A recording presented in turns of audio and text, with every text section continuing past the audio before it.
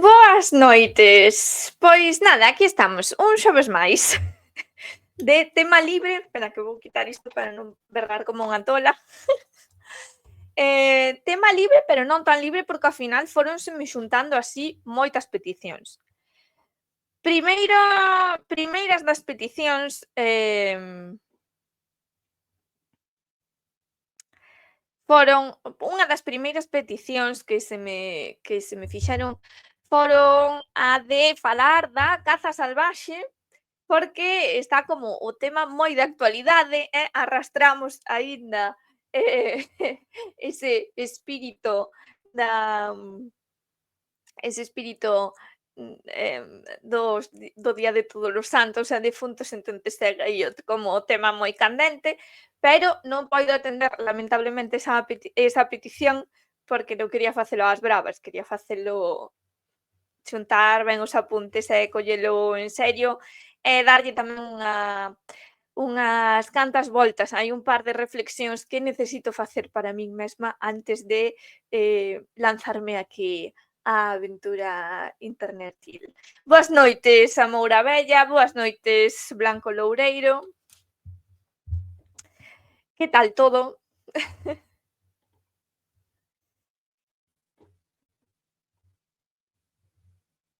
Espero que ben. Si, tuve un momento agora de bloqueo porque cambiei así unhas cousas polos interiores do Twitch, entonces non sei a que toquei, pero creo que vai todo ben, máis ou menos.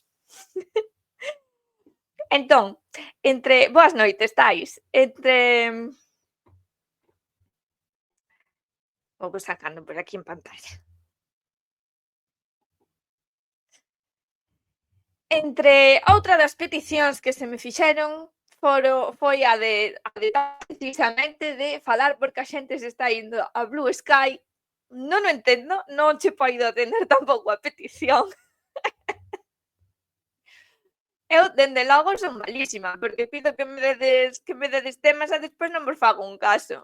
Non che poido atender a petición porque non sei exactamente que espantada hai en Twitter que todo o mundo se quere ir a Blue Sky. Por que? Porque o lanzou Blue Sky é unha rede social lanzada polo creador de Twitter. Parece ser que toda a xente está como descontenta con Twitter, non toda a xente, senón un sector bastante da esquerda. E con isto de que Trump gañara, que Elon Musk sexa o dono de Twitter, bueno, parece que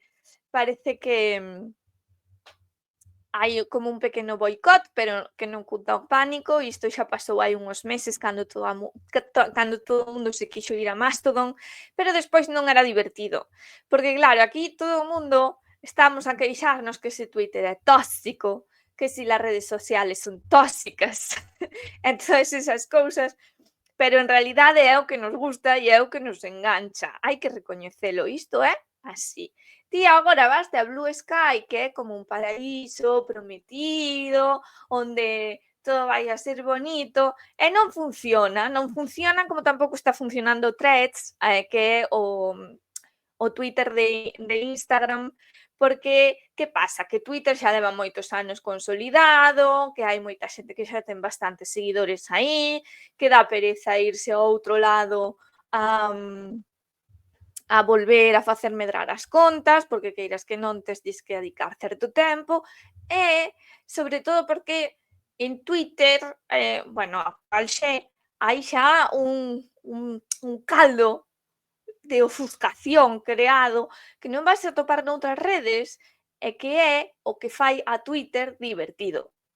A ti non é divertido Threads ou non é divertido Blue Sky porque de repente non hai xente discutindo en plan que hai conversación intensa. Se ti se este tipo de rede só usas para ir a soltar aí cousas, bueno, reflexións esperas que non haxa ningún tipo de interacción reactiva, pois gracia non ten. Para iso é moito mellor Instagram, Facebook, un blog ou outro tipo de rede, pero non unha rede estilo Xe, penso eu.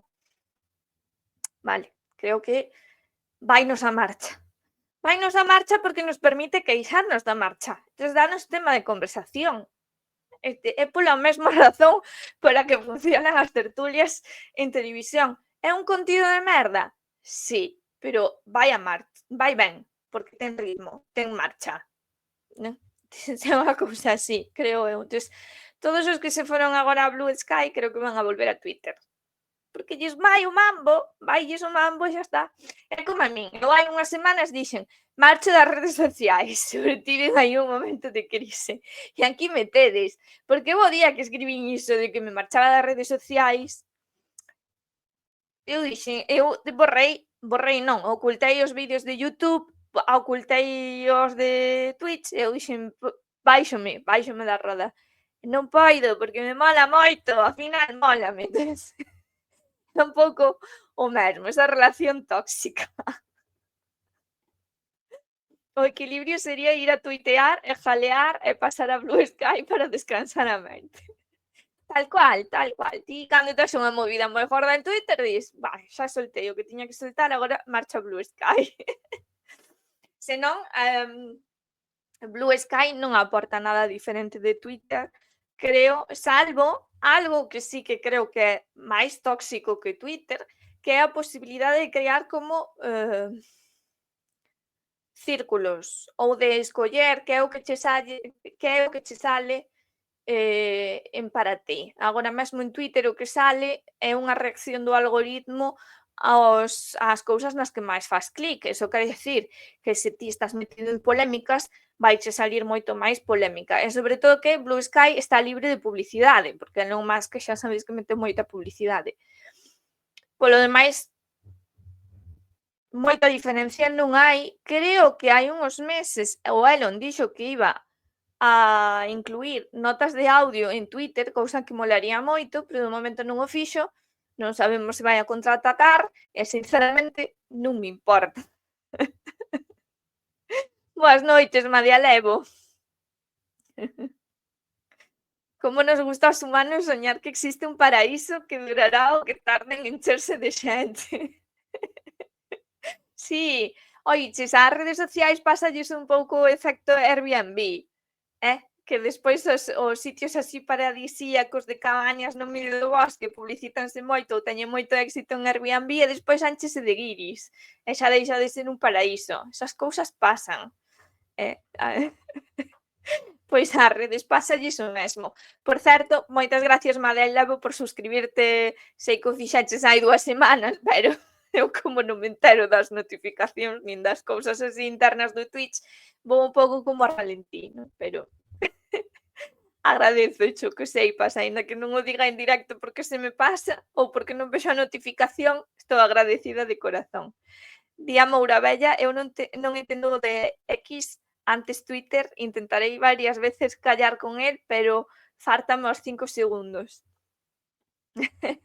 Xa, é que Twitter ten o seu, a min costoume moito, eu tiven Twitter, teño dende hai 11 anos, pero non comecei a utilizalo e a verlle a gracia ata hai uns 4 ou así.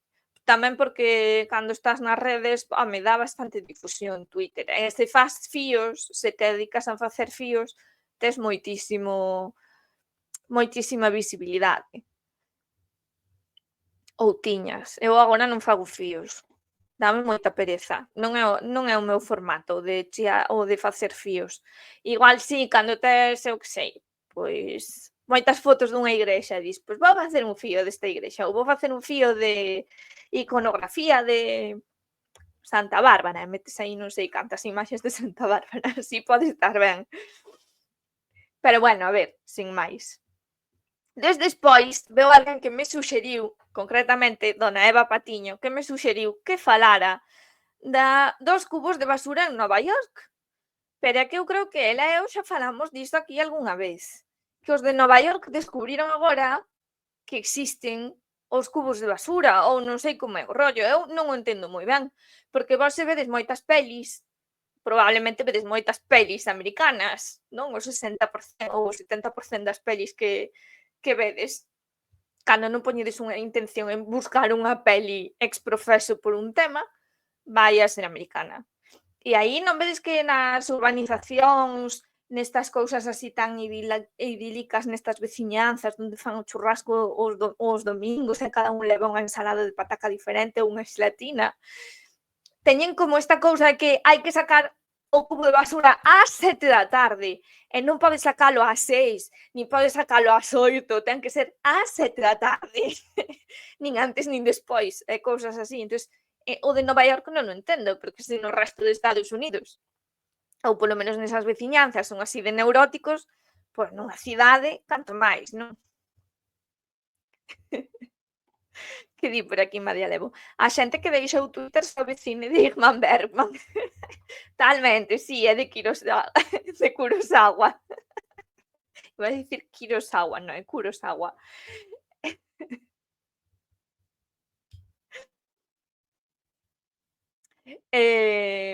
Entón, o dos cubos de basura de Nova York, teño por aquí.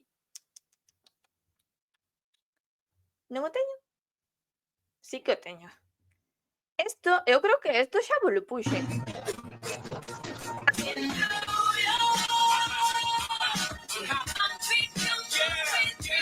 Cubos de basura con tapa. ¡Guau!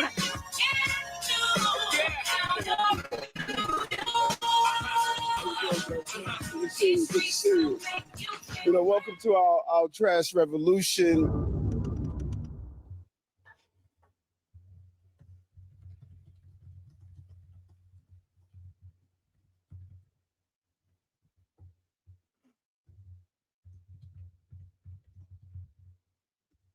Robeco recently introduced an innovative active ETF range called 3D equity ETFs. This is how we can take on Creo que limited sí, risk estás- and deviate estás slightly from the revolución, benchmark, Michelle. a smarter alternative to passive.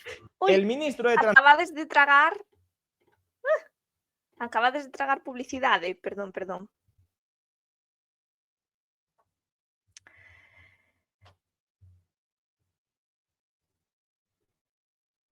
En fin, tras revolución, a revolución da basura. Non lle vexo moitas máis cousas que comentar a isto, sinceramente, pero bueno, que lle vamos facer? Estados Unidos é todo o mundo.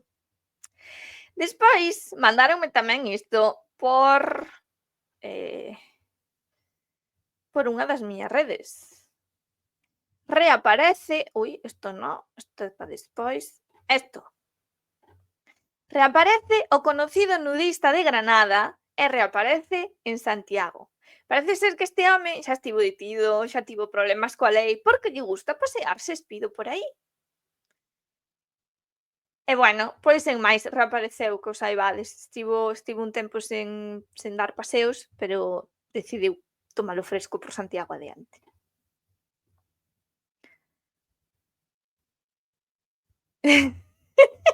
O estacionamento de colectores.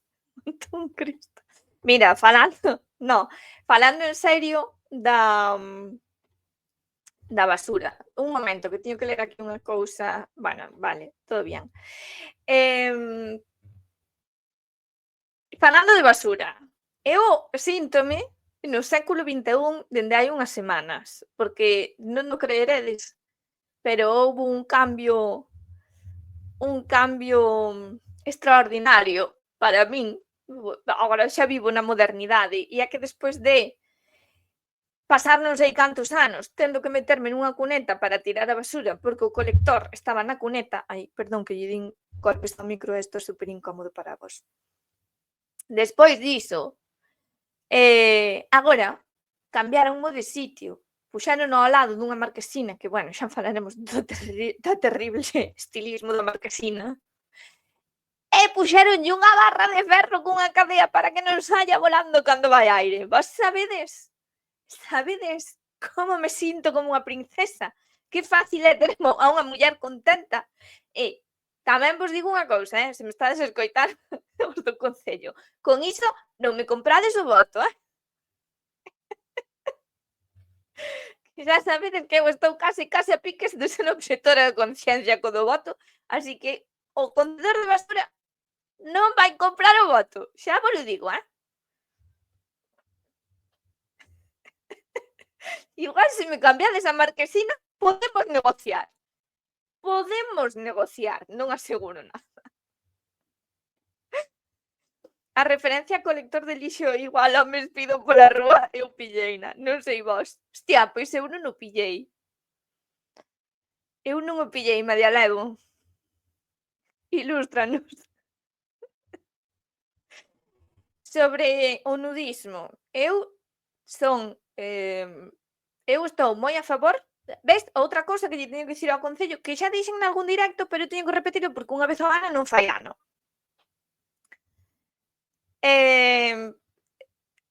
Primeiro, estou moi a favor de que haxa máis praias nudistas.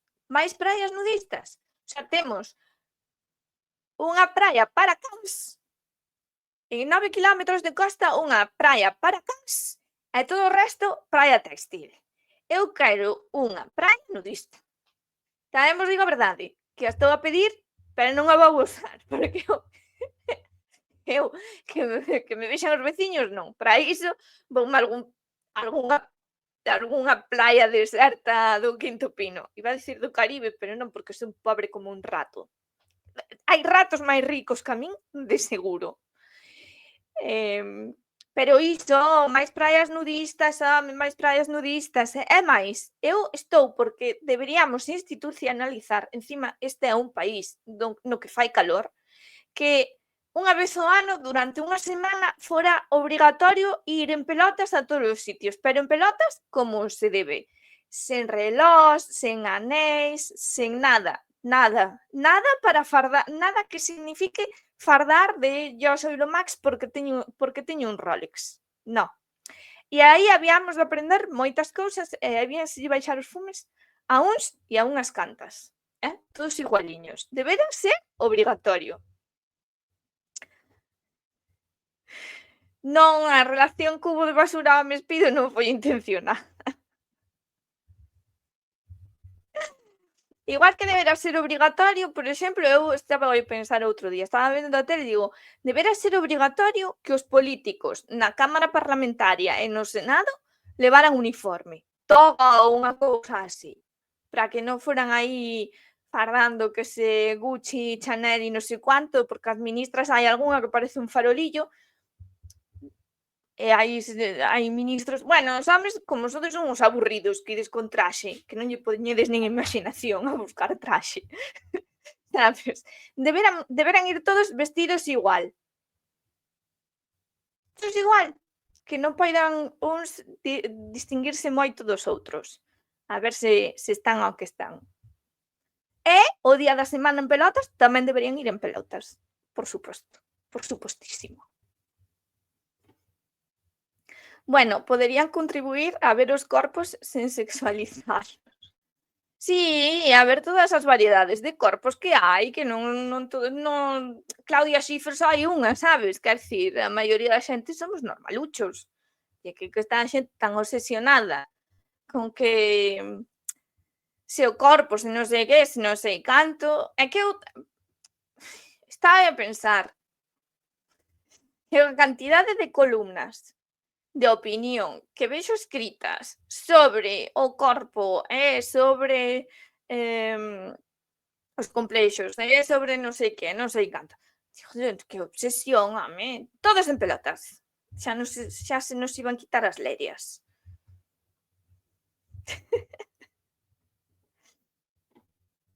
Bueno, a ver, que máis tiña por aquí? Tiña por aquí isto. Compartir pantalla. O que pasa é que non poido ler o corpo da noticia, iso é o malo. Vigo é o lugar de Galicia con maior concentración de sectas. E me fíxome moita gracia porque no subtítulo di: o teólogo Luís Santamaría advirte do crecemento da captación a través da internet. Ben, pero abaixo pon: crecen os grupos de autoaxuda e os que ofrecen curacións alternativas, lamenta. Bueno, coas curacións alternativas non imos a meternos, pero fíxome moitísima gracia o de crecen os grupos de autoaxuda dentro do campo secta. Que eu entendo a relación, pero tendo en conta que este mundo global, internet, postmoderno, postverdade, post todo, está como moi metido na autoaxuda, na psicoloxía barateira de Instagram, no mindfulness rápido, cousa que é bastante curiosa, mindfulness é rapidez, pero bueno, xa me entendedes, non? Entonces, fíxome gracia dos grupos de autoaxuda. Molesta a competencia no mercado, amigos. Sí, ademais a foto é aí dentro dunha igrexa, o sea que moi a caído. Ni a Moura Bella, aínda que vai fora de tempo por alusións, xa que fun eu quen suxerei, como dixen antes, era por se non chegaba a tratar ti o tema. Escoitarei o que tes que dicir no Luns de Tea de decembro. Estiven a reler unhas cousas que teño sobre o tema e creo que xa teño unha idea formada. A miña idea formada. Aínda que me falta atopar unha cousa. Cústame escribir, Cintia Hurtado, non te preocupes. Pois, ai, é que o dices así, digo, pois cando atopes o que che falta, comparte un pouco, non? Así, sucintamente, sen entrar en detalles, porque o traballo é teu, pero non nos podes deixar coa mel así nos beizos. Entón, a ver, que máis me queda? Porque eu teño por aquí outro tema para tratar, porque eu antes de entrar en directo veume unha iluminación divina, nunca mellor dito, que digo, vou falar disto. Entonces, creo que aínda me queda algo.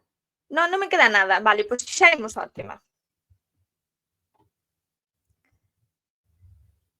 Que ganiñas, non podedes facer unha charla conxunta? Ai, o ofrecemento sempre está aberto, se te animas a Moura Bella, ti xa sabes.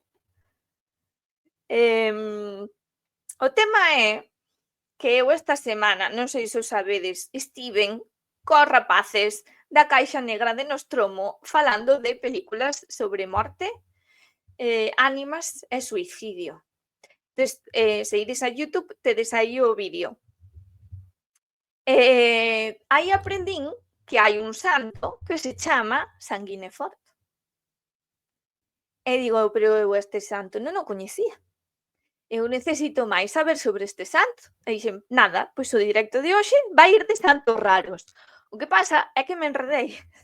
E ao final quedeime só en Sanguinefort. Así que non pasa nada. Imos a falar deste bonito santo que non é unha persoa humana, senón que é un cadeliño. Que ditais? Vin que o partilladas, pero non cheguei a ver o programa. Nada, pero está aí, pódelo ver ou pódelo escoitar, porque teñen en formato podcast tamén. A Caixa Negra volveuse caixa negrísima da Nostromo, realmente. E aínda nos quedaron tantísimas películas de que falar, tantas cousas que se poderían analizar, e que tantas cousas. En serio. Entonces, volvendo a Sanguinefort.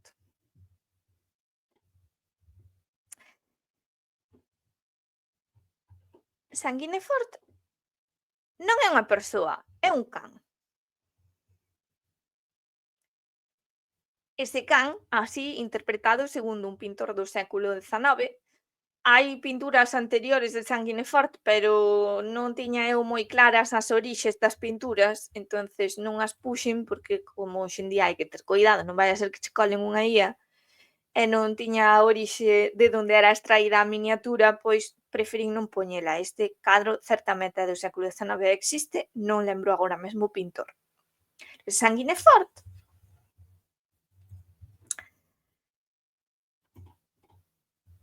Si, é un programa de cine, o da Caixa Negra da Nostromo. A Nostromo é a nave de Alien, Nostromo, entón a Caixa Negra da Nostromo. E bueno, é unha canle que ten Paco Cela xunto con 2 colegas e bueno, dixéronme: "Vas a falar de morte e ánimas?" E eu, por suposto que sí.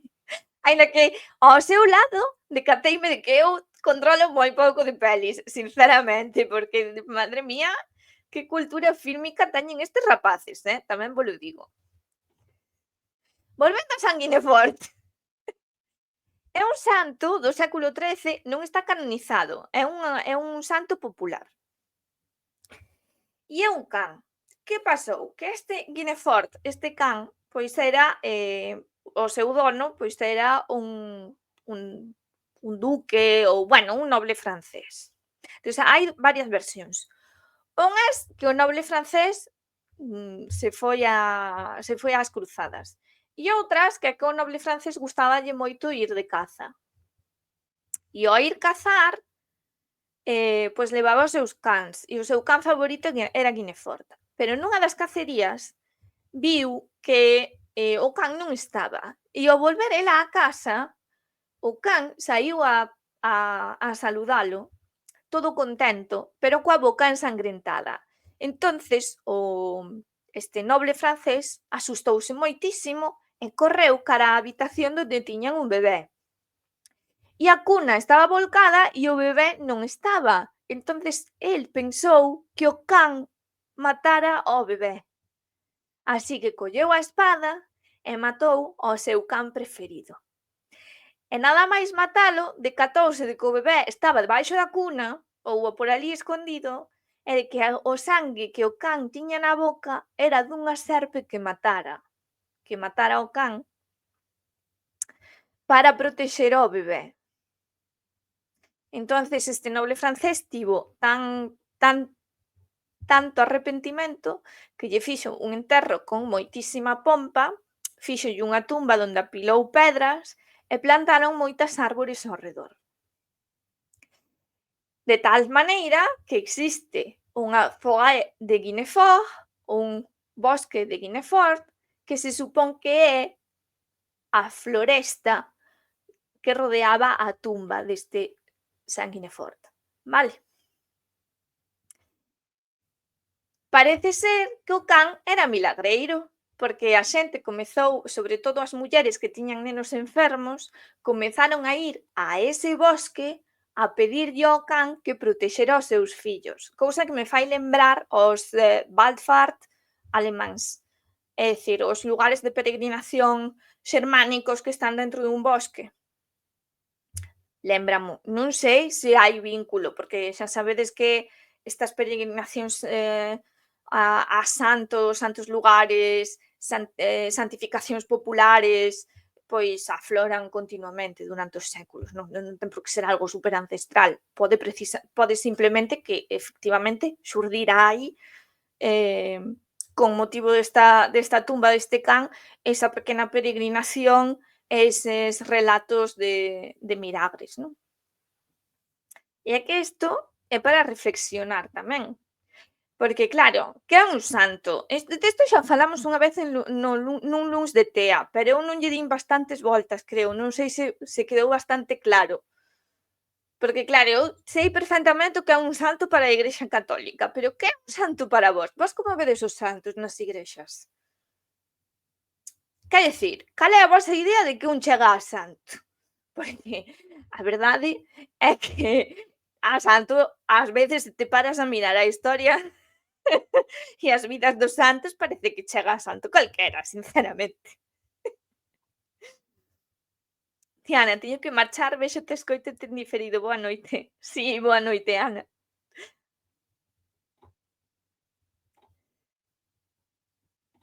O martirio, si, o martirio é un camiño, pero despois temos todos os santos a ver, hai as vías son ser un eremita, non? Porque os pais do deserto e as nais do deserto, pois, íbanse, pois iso, ao deserto, levaban unha vida ascética, privábanse de comer, de dormir, bueno, levaban unha vida como de case de monxe taoísta, non tiña moita diferencia, a verdade.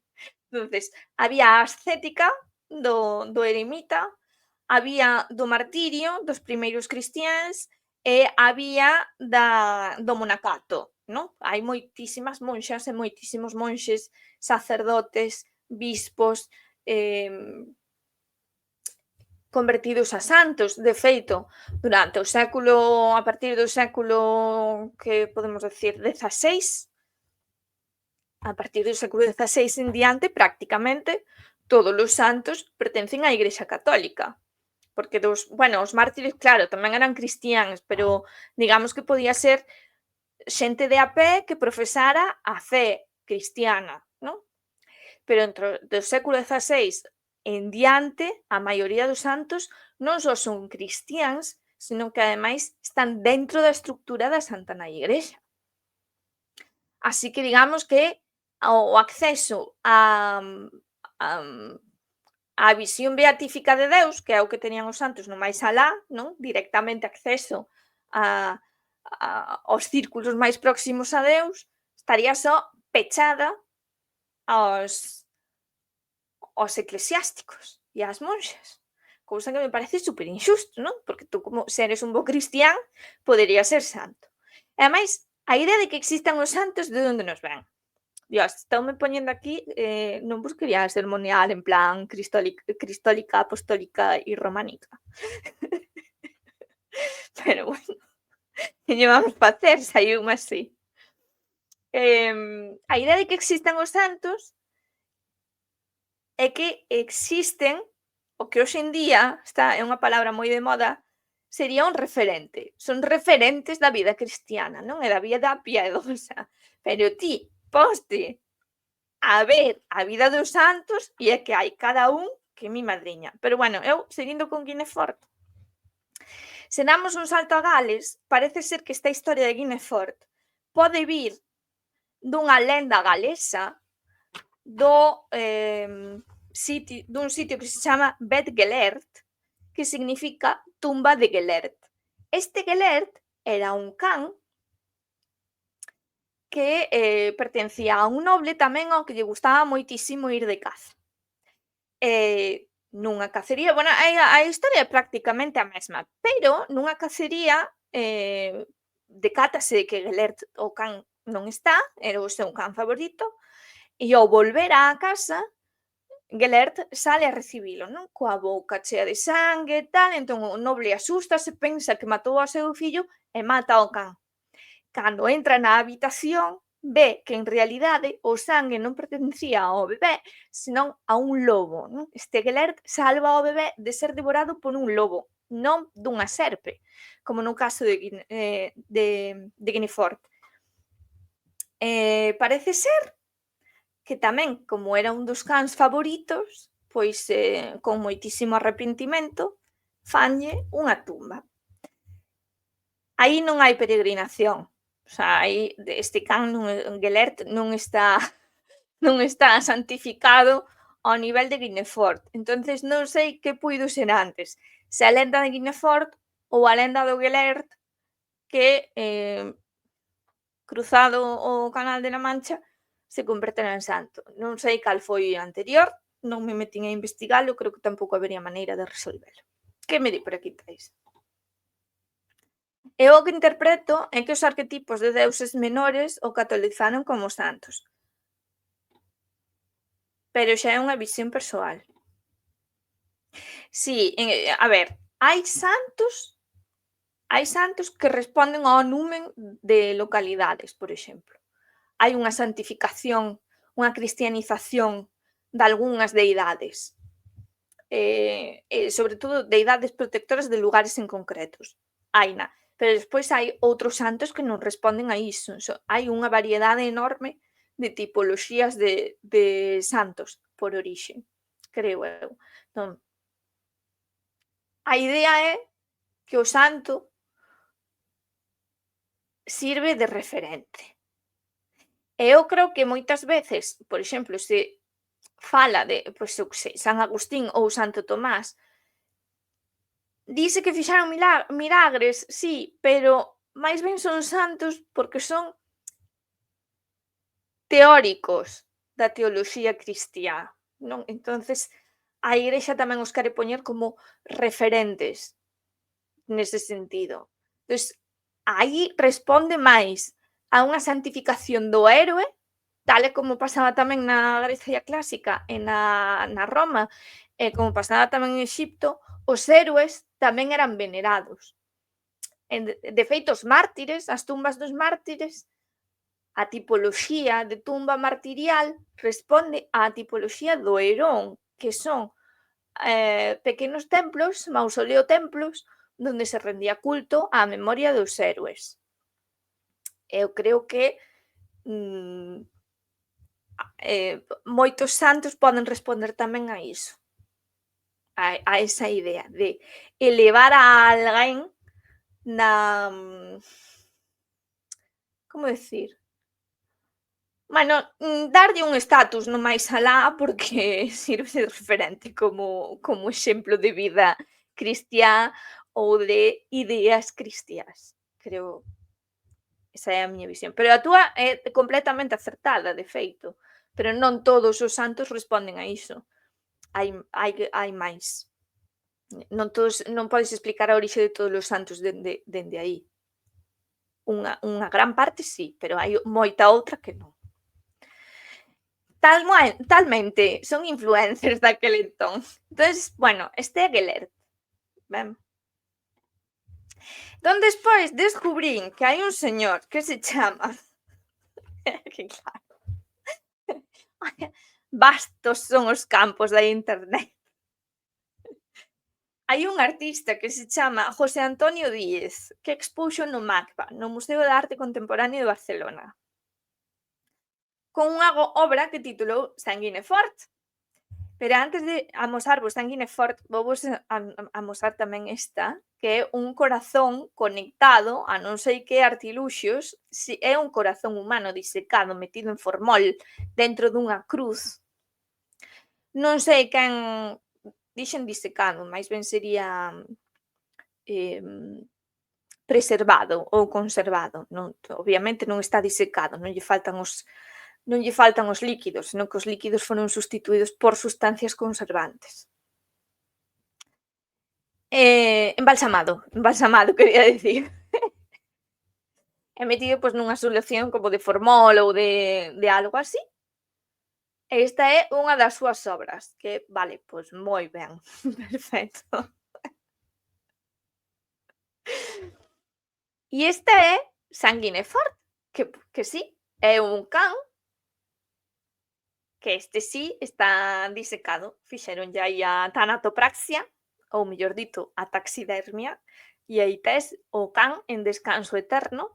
Esta é a obra, podedes ver a obra enteira, con eses brazos así cara adiante. Que mal rollo, parece o proceso dun Dalek ditais, si, talmente.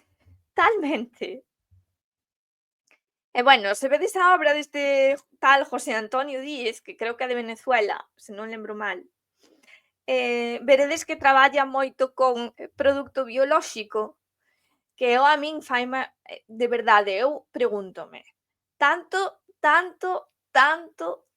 profeta climático, tanto activista climático, que iban aí pegaban as mans nos cristais en obras famosas, de Greenpeace, todos vegetarianos, todos santurróns no novo monacato este contemporáneo que temos.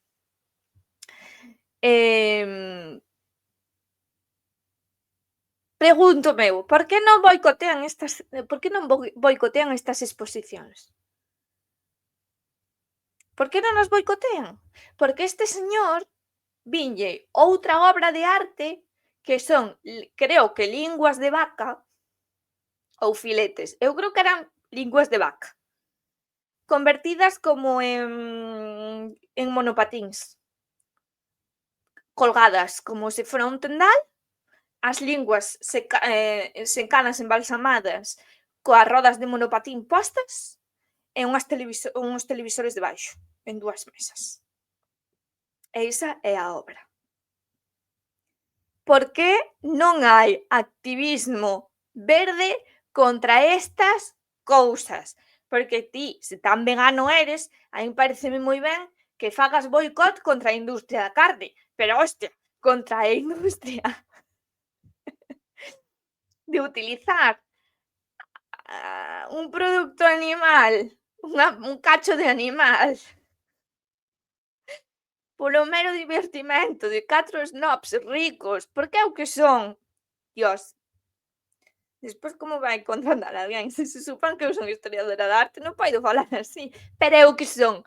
4 snobs ricos xogando a facer bizarradas, cada unha máis asquerosa que a anterior e cada unha con menos sentido que a anterior, que despois intentan xustificar a través dun fío de pensamentos que enlaza con unha obra que se supón que é como super intelectual de los años no sé qué, para que ti te quedes patidifuso dicindo, Dios mío, non lin a ese autor, estou me perdendo a alta cultura do século XX, necesito lelo.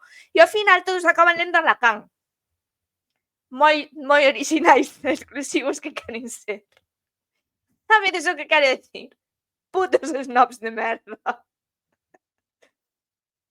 Totalmente, isto roza a psicopatía, comeza por animarse.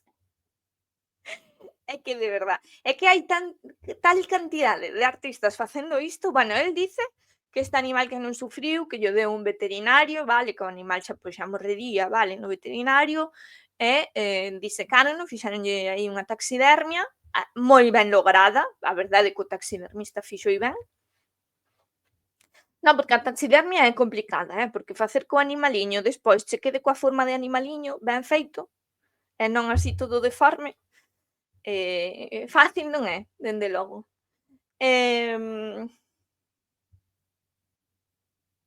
Pero non sei, é que sentido? É que eu non lle vexo sentido a isto, é que por isto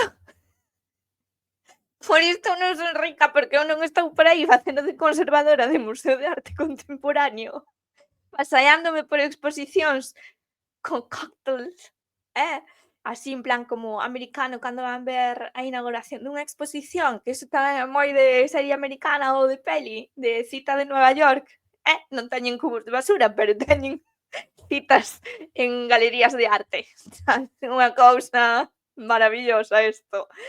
E nada, para decir cousas pseudo-intelectuais, porque mira, a ver, sinceramente, ti no século XVII ou no século XIV, pois os referentes literarios, pois máis ou menos todo o mundo lera os mesmos, e podías decir, pois que ignorante este, que Pastrán, que non se leu a Platón, que iso é un básico, sabes? Pero hoxe en día, con tanta xente inteligente escribindo libros, pero o triple ou cuádruple de xente paleta que se cree moi lista escribindo moitísimos máis libros dicindo cousas tan grandilocuentes e tan ben fiadas como as de Paulo Coelho, pois mira, que chega, está un pouco difícil o de ser intelectual, sinceramente. Non serás rica de cartos, pero ao menos non perdes a ánima nin te metes en chorradas. Mira, Tais, non me quentes, que xa o dixen en Facebook.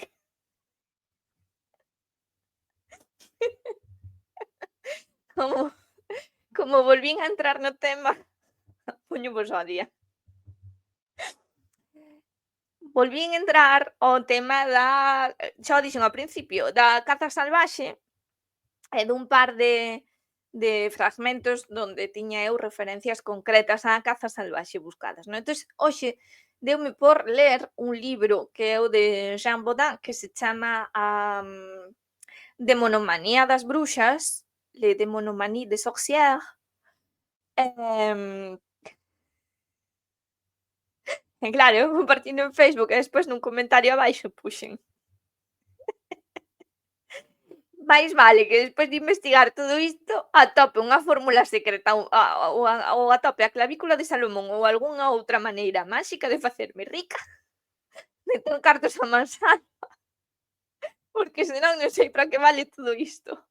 E puxen, literalmente, abstédevos de vir comentar que polo menos, como puxen?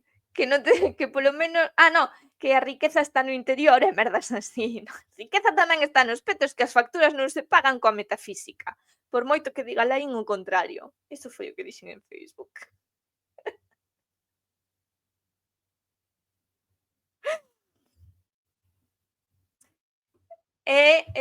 Bueno, ata aquí todo o que vos tiña que contar de Sanguinefort. Pero tranquilos, porque eu aínda teño máis que contarvos, porque nesta reflexión miña sobre os santos, e neste buscar algúns santos así un pouco raros, unhos cantos atopei, pero non os trouxen todos, ni me dixen eu, para hoxe non me fago un doctorado en santos, Pero sí que atopei un moi curioso, que me lembra un pouco tamén a historia de Sanguinefort, pero con outros elementos. E é a historia de San Xulián. San Xulián, según conta Santiago de la Vorágine, na Lenda Dourada, século XIII. Sí, século XIII. É o patrón da hospitalidade, no, porque o santoral católico é moi coñero. Veredes. Resulta que San Xulián tamén saíu de caza. E San Xulián atopouse cun cervo que lle dixo que o seu destino era matar os seus pais, que iba a acabar matando os seus pais. Entonces, San Xulián asustouse moitísimo, colleu un mochilo e foise a un lugar lonxe do mundo, moi afastado de seus pais. Pero os seus pais botaban moito de menos a Xulián, non? Entón dixeron, vamos de facer unha visita. Pues, o tipo foise de Erasmus, vamos visitalo. Bien. Entón chega ali, está San Xulián non está, porque saiu de caza, porque lle gustaba moito a caza, non? Está a muller. Entón a muller, pois quere ser moi bona cos seus sogros e dilles, vides cansados da viaxe, tal, cual, dormide na nosa cama. Entón, San Xulián, cando chega á casa, atopa a dúas persoas na súa cama marital. E que pensa el? É a miña muller poñéndome os cornos. E cal foi a súa resolución? Pois matalos. A suposta muller e ao suposto amante. Pero non era a súa muller, nin era o seu amante. Eran os seus pais.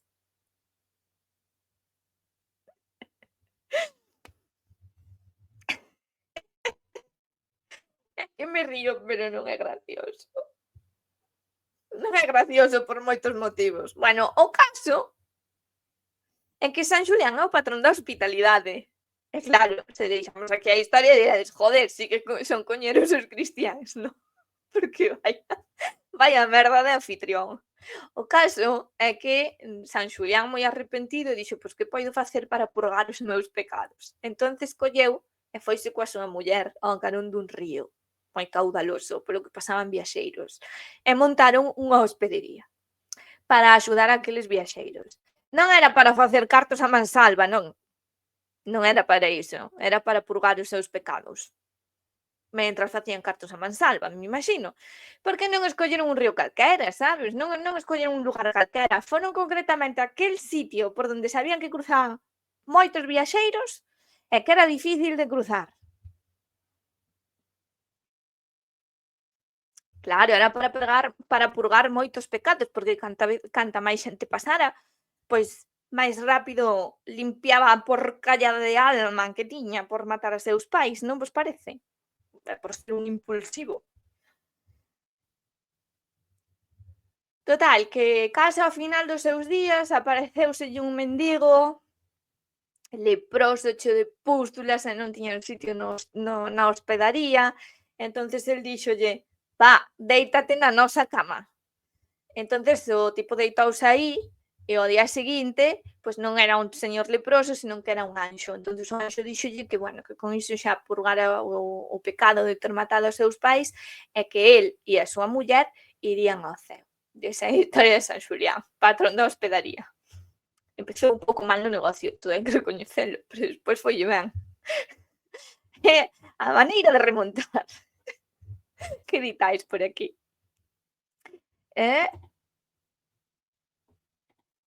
Vale, tais que pedía perdón, que era broma, muller. En iso estou de acordo, nun mundo material o materialismo fai falla e os cartos tamén. Se dei a entender outra cousa, discúlpome. No, tranquila, era por facer o chiste, non era por... Non te tes que disculpar. Iso de actuar antes de pensar despois. Claro. Eu a solidaridade tipo a sorteina, pois como que non. Polo que sexa non me cadra.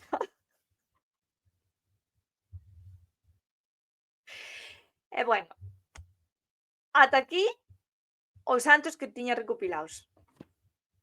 E xa veces que non foron moitos. Ten por pensar se vos falaba de Santa Gertrudis, patroa dos gatos. Pero, San Simón o Tolo. San Simón o Tolo. San Simón o Tolo é unha historia maravillosa, que non me sei exactamente a historia completa, pero Simeón o Tolo era unha persoa bastante peculiar. Adicábase a pasear con un can morto pola vila, non se sabe moi ben por qué, e cando a xente lle pedía axuda, en realidade puteábaos. Por exemplo, acudiu a él un señor que tiña glaucoma. E dixo San Simeón: bueno, pois Cristo curou a enfermidade dos ollos con saliva e barro, pois eu vou xa curar con mostaza. E claro, o señor produciulle picaduras, non, queimaduras nos ollos. Lesións graves. Entonces dixo San Simón: arrepíntete dos teus pecados e curaraste. E o señor arrepentiuse dos seus pecados e curouse. Entón, basicamente, a súa maneira de facer que a xente se arrepentira e purgara os seus pecados era comportarse como un tolo e facerlle putadas. Cousa que non sei eu como encaixa isto na idea de santo como referente da cristiandade. A min que mo explique algo, por favor.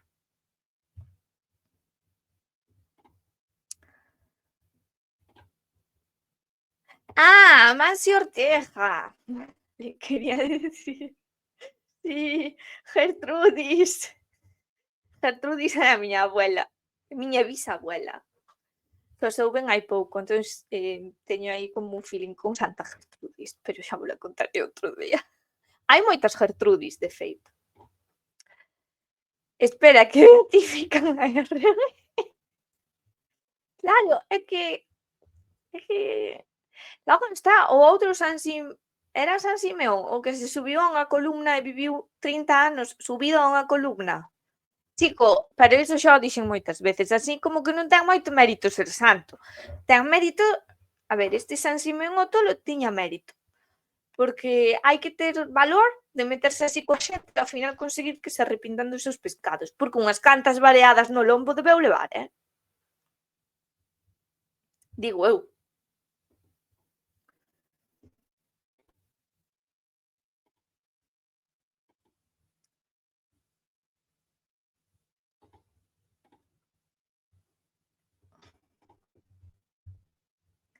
E bueno, pois non sei, creo que ata aquí todo o que tiña preparado, que era moita materia, pero metinlle hoxe un acelerón, outras veces vamos con máis calma, En Galicia metémoslle o nome ao queixo. Hai que facer un queixo que se chame Gertrudis, non pode ser só o San Simón. O San Simón da Costa, necesitamos Santa Gertrudis da montaña. Por favor.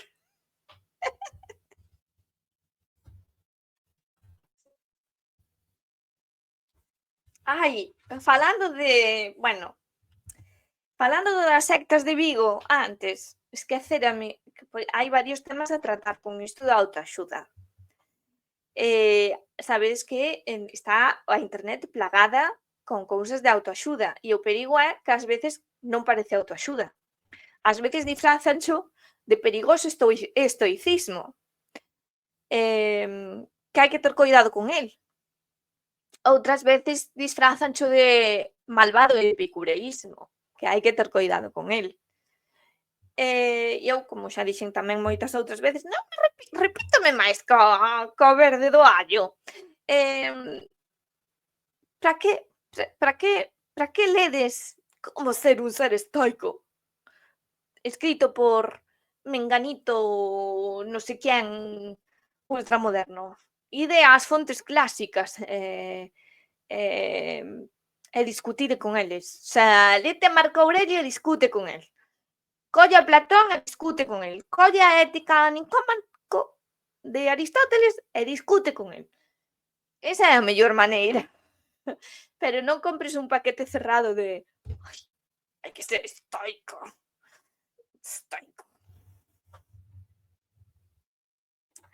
Gertrudis das montañas, hai que inventar ese queixo vegano.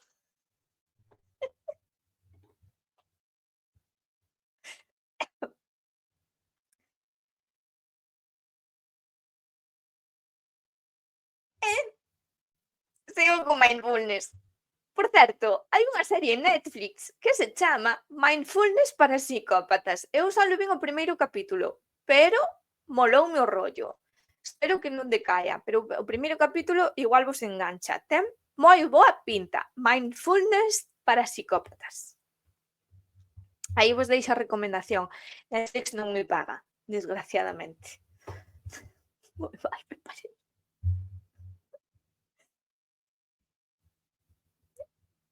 Deberíamos falar tamén de... É que claro, estos son ideas así que teño por aí soltas. Desde Mindfulness xa rajamos todo o que se podía rajar, Eva e eu, nun directo espectacular que está na miña canle de YouTube, que se chama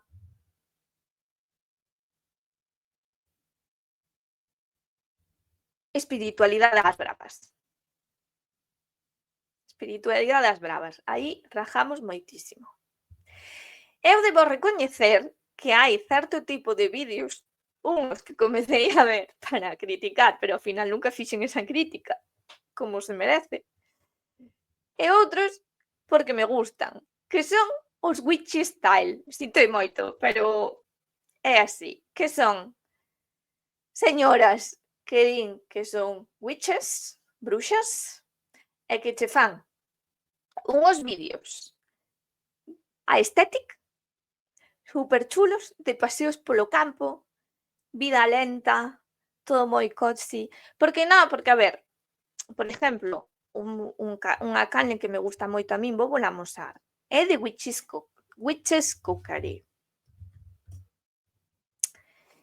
O malo que ten esa canle é que ela fai receitas, pero non che pon a receita, nin che dice as cantidades, sabes? Porque non vai a ser que lle copien moito a receta.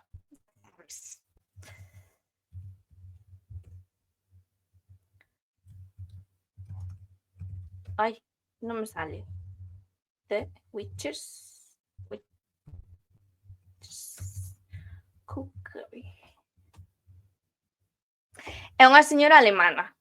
Fai os vídeos en inglés. O seu marido é español. Vale, entonces... sí, vou agora aos paseos conscientes, espera. Entonces, xa vedes que na portada aí de YouTube ten posto The Cottage Witch.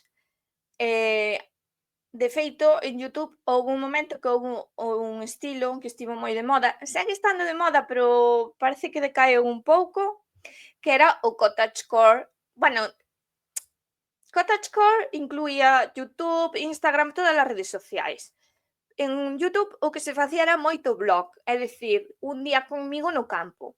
E todo era super confortable, tipo cabaña, donde todo tú ves as imaxes por dentro, todo parece super cálido, super acolledor. E dentro desa liña había un par de creadoras de contido que decían facer ou dicen facer maxia. Vale. Entón, temos esta que é The Witches Cookery. E a min gustame, o que pasa que agora xa se me fai un pouco cansina. Porque contaba certas cousas interesantes sobre mitoloxía e tradicións alemanas, dando bibliografía, é dicir, que podías buscar de onde saca iso e ir buscando o referente.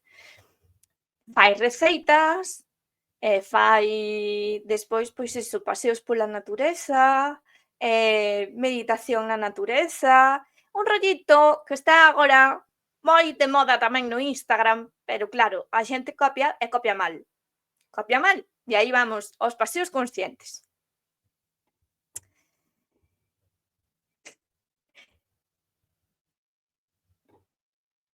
No, Tail Swan no. Espera, vamos por partes. Paseos conscientes. E meditacións conscientes frente ao mar, pero cuns cascos postos, non son paseos conscientes, nin é meditación consciente do entorno, é meditación con cascos, é paseo con cascos, vale, xa está, era todo o que tiña que dicir. É que me chirría moito isto de que che queiran vender ser consciente, pero ir metido na túa burbulla de música, porque o teu cerebro non pode desconectar un só minuto e necesita ruído. Que eso a min pásame, sempre me pasou, por exemplo, facía os deberes coa televisión, e ás veces, agora, coa idade, Porque eu cando penso os anos que teño. Agora que a idade xa non o suporto tanto, pero sí que me gusta poñer música para ler. Antes poñía outras cousas, poñía series, podía ter cousas de fondo. Agora non, agora prefiro música. E se sen letra mellor, entón poñeme jazz, cousas así. Pero eu non poido facer un vídeo de vou vos amosar como se fai un paseo consciente ou como se fai unha meditación consciente ou un tempo de coidados para min con cascos. Non ten sentido. O sea, ou me vendes o pack completo de mindfulness ou non mo vendas a medias. E aparte, iso é unha cousa que a min sempre me chamou moitísimo a atención. Por exemplo, vas pasear pola praia e a xente vai con cascos. Pero ti para que vas á praia con cascos? É que non entendo. Eu entendo e pode dicir, porque eu, por exemplo, quero sair a camiñar máis. Moitas veces dame pereza. Entón digo, se me poño os cascos e vou con música, pero aí xa vou en modo deportivo. Non en modo vou ser consciente do entorno. De feito, fago mal, porque cando quero ser máis consciente do que me rodea, ao final sempre vou co móvil. Entón sempre digo, vou sacar esta foto para subir a Facebook, ou vou sacar esta foto para despois investigar sobre esta cousa, ou mira que bonita a flor. E iso tampouco é o rollo, pero bueno, cada un ten as súas taras, pero non me vendas ser consciente e ir con cascos. Isto xa é incompatible. E ademais, como che veña un trator todo fostiado e non o escoites, despois vas chorar porque te atropelou o trator. No, porque claro, andamos moi desmitificando el rural, pero despois o rural ven e arrólate. Porque o rural é o rural. Hai tractores, hai coches que van fostiados polas pistas. Como seña un día de caza e anden cambiando de mancha os cazadores. Ollo aí que os 4x4, ojito. Non me vayas con cascos. Non me vayas con cascos. Non ten, certo, confunden estar atento con ser consciente. Tes que separte. A ver, de Jill Swan non me gusta, pero facíame gracia as sillas que usaba, porque esa señora cando dá conferencias e se pon aí en plan mestra iluminada da senda que la siga, porque non sei exactamente en que corrente New Age anda metida, pois non, as cousas que dice total, e ademais algunha que se enerxía feminina e masculina a uns niveis un pouco para revisar. Pero molaba moito as sillas de trono que usaba. Entonces, o estilo gústame, a carcasa, bien, os vestidos tamén molaban, pero despois o contido, no. Aí no. Entonces, eso, hai toda unha cantidade de canles que che fan este tipo de vídeos, así, aesthetic, que combinan un pouco de mindfulness, un pouco esta idea de fogar, de ser, é como un pouco that wife, pero soft, porque tamén, pois, esta señora que vos amosei eu, pois, é mamá, ten 2 nenos, está nun emprendemento de facer retiros espirituais para mulleres. Entón, é un pouco de traballo dende a casa, un pouco así, un rollo así, pero é bonito de ver. Os vídeos están currados e ademais ás veces conta cousas interesantes. Ese é o meu as canles que eu tamén sigo, que eu podo me poñer aquí a criticar a quen ve non sei que del estoicismo, pero eu tamén teño as miñas taras, aquí non se libra naide, porque todos somos posmodernos. Xa sei que dixen moito posmoderno, pero é que teño que reivindicar esta palabra, porque é que todo o mundo dice como se fora algo malo, pero chico, é o tempo que che tocou vivir, sabes? Non loites contra el, abrázao. Tocouche vivir a era de internet, non loites contra el, abrázao. Utiliza no teu beneficio, sabes? Mira o que fixo San Xulián. San Xulián pois a purgar os seus pecados. pero utilizou iso no seu beneficio tamén, porque non se foi a un sitio perdido no medio do monte. Non, el montou unha hospedería. Calquera excusa é boa para abrazar o presente e sacarche proveito. Por que mercades merdas de mindfulness? Se podedes ver estes directos todos os xoves. Xa vos dou eu aquí a receta. A senda da secta dos botofumeiros. Tiña espírito empresarial. Sí, muller. Bueno, este mundo é moi... En xeral é moi botafumeiro. Vivimos moito das etiquetas, aínda que non o parece. Aínda que non o parece, porque, home, o século XIX xa queda un pouco lonxe, o XX tamén. Pero ata hai aínda ben pouco, aínda importaba de quen eras fillo. E aínda importaba quen era teu padriño, literalmente. Por iso sempre se buscaban padriños en boa posición, ou se intentaba. Iso non o perdimos aínda de toda a nosa sociedade, sigue operando desa maneira.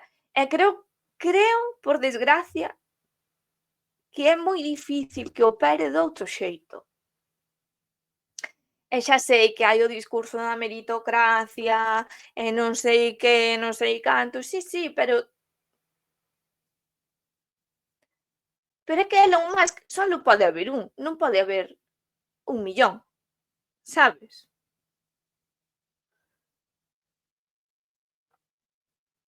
Non porque diga que non poda haber 1.000.000 por algo ético, económico, ou porque teña unha idea de Estado opresor ou liberal asfixiante, senón porque xente así, donde todo se alinee para que enchas os cartos, sabes? Non todos poden ser un Amancio Ortega que comeza facendo mandiles e de repente chega a ter un emporio. Hai moitas cousas que se van ao traste polo medio, hai moitas... Pero sempre nos contan as historias de éxito. Sempre che dicen, ti tamén podes, porque se el puido, ti tamén. Sí, claro, pero un de 1.000 ou un de 10.000 que emprenderon chegou aí. Cantas startups hai que duran 2 anos? Cantas empresas que se abren e se pechan aos 3 anos? Canta xente se queda polo camiño? Se estásme a decir que é todo meritocracia, hostia, eu non dubido que Elon Musk, que Amancio Ortega e que non sei cantos empresarios que non curraran moitísimo, pero a xente que ten menos e que tamén currou moitísimo toda a súa vida, pois non é menos, quero dicir, non é peor.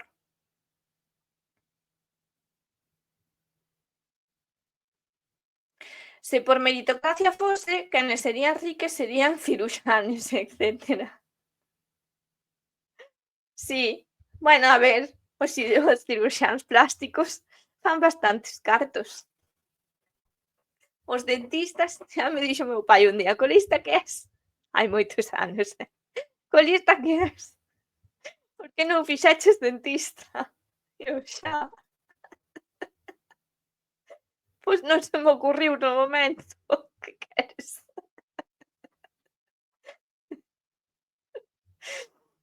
Podía ter metido a política. Pero non, fui que escoller historia da arte. A quen se lle ocurre? Non, porque teño un trauma. Contamos isto e xa rematamos. Pero eu decatadime. É que eu non sei se lle pasa a máis historiadores da arte. Vale, esta é unha cousa de historiadores da arte. Eu non sei se lle pasa.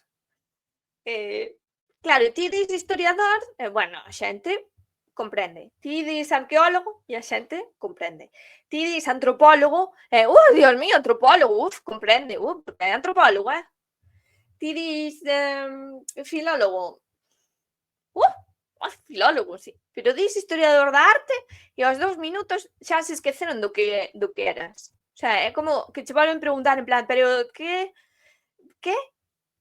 E como historiador da arte, pois non tal. Entón, como non entenden, pois non fan a conexión mental de que ao mellor ti controlas de iconografía ou que ao mellor ti controlas de arte etnográfico ou que ao mellor ti non controlas, pero non andas perdida por esas lagoas temáticas. Lagoas non, mares temáticos, mellor dito. Entón, é un pouco extraño. Entonces, eu agora cando digo, gústame moito decir o de tanatopracta teórica, díxome Rena que non o dixera. A mí faime gracia, porque agora comparo, entonces digo, historiadora de arte é tanatopracta, e a xente só se queda co de tanatopracta, é increíble, é como se non existira a titulación, como se se borrase na mente, as mentes non rexistran, é unha titulación maldita, non rexistra, non entra. Podes decir, son historiadora de arte, non sei, historiadora de arte e tecedora. Vale, tecedora é algo concreto, quédanse con tecedora. Historiadora de arte é antropóloga. Historiadora é arqueóloga. Sempre se van quedar co outro, non co principal. Non sei se me explico. É unha cousa moi rara.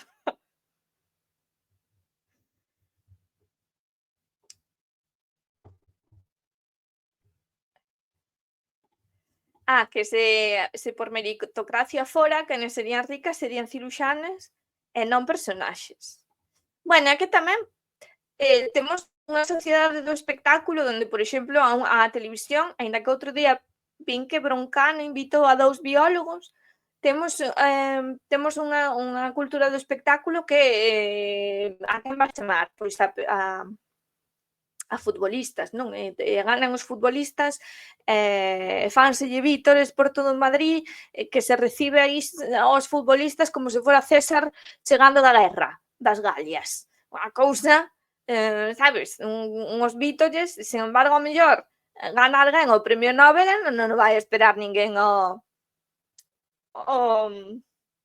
aeroporto, nin lle fan unha entrada triunfal por Madrid paseando en autobús. E esa é pola nosa cultura do espectáculo fomentada tamén a través da televisión, por exemplo, moitos anos de televisión donde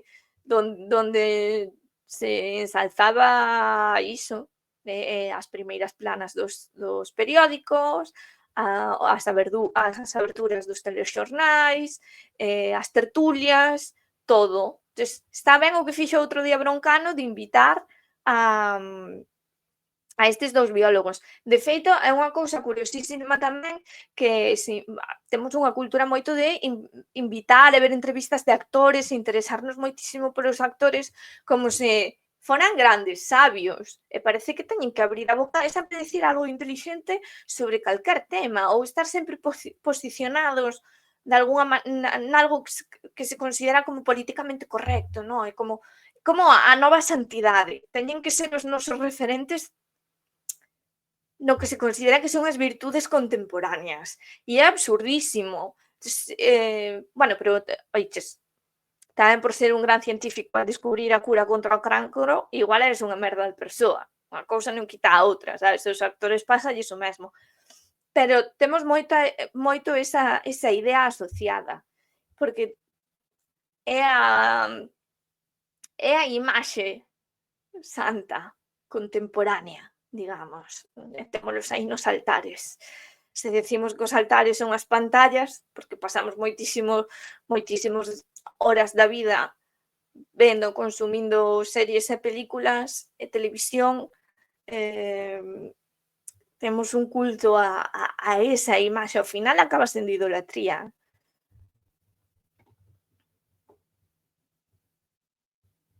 Por que ás veces parece unha predicadora evangélica?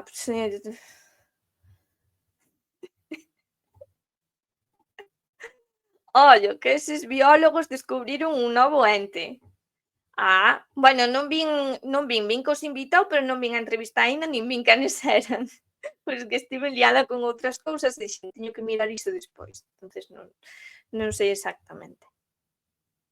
Pero bueno, pode ser, a mellor dentro de 30 anos pasean biólogos coma estrelas de fútbol pola rúa. Non o creo. Pero podería pasar.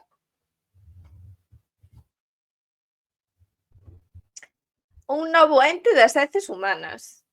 Ajá. Ui, biólogos de cacolas, iso mola moito. Iso mola moito.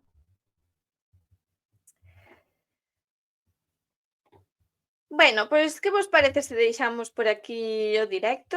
Non sei que tal estivo, se pasastes ben, espero que sí. Próximo directo xoves, como sempre, non sei de que tema, pero bueno, así, sen presión, a como saia, creo que estará ben e xa imos vendo como van as cousas. A verdade é que a semana pasada, cando vos dixen que non sabía se facer directo ou de que facelo, necesitaba quitarme certa presión que me metín eu sola. En plan de, quería falar de tantas cousas e tiña tantas cousas por preparar a medias que me agobiei eu soa.